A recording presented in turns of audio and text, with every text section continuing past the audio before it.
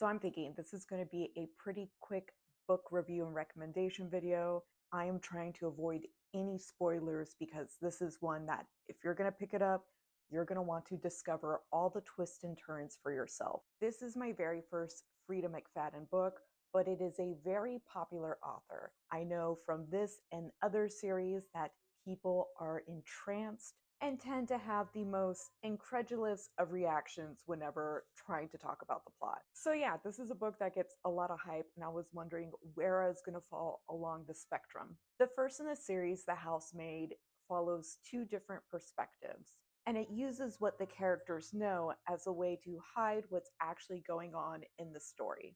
It's clear this author has really thought about what they're going to use to shock the reader, and that their twists and turns are planned. You're going to come across a lot of red herrings, and you may still be shocked by what actually happens. After an intriguing one-page prologue, the story immediately jumps to 3 months before those events and the perspective of the housemaid. One of our FMCs is Millie, and she's very desperate for a job. This takes place in New York, and she comes from tragic circumstances, one where she does not have a lot of support and she is living in her car. She meets up with a prospective employer, Nina, who seems perfect.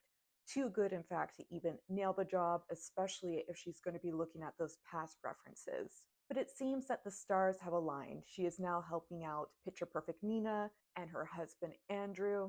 And what could ever go wrong? Even though I didn't see everything coming, I really appreciate that the red flags that was noticing definitely played into who the actual villain was in the story and the complexities on all the insane drama that went down in just a few short months. This is the type of book that is going to be considered a thriller, page turner. You probably can't put it down if you're into this type of writing. I wasn't trying to start a new series, but I'm glad that I picked up this first book, and with that ending, I can't wait to see what else happens. So what about y'all? Have you read any of the books? Have you not quite made the leap into getting into the author's catalog?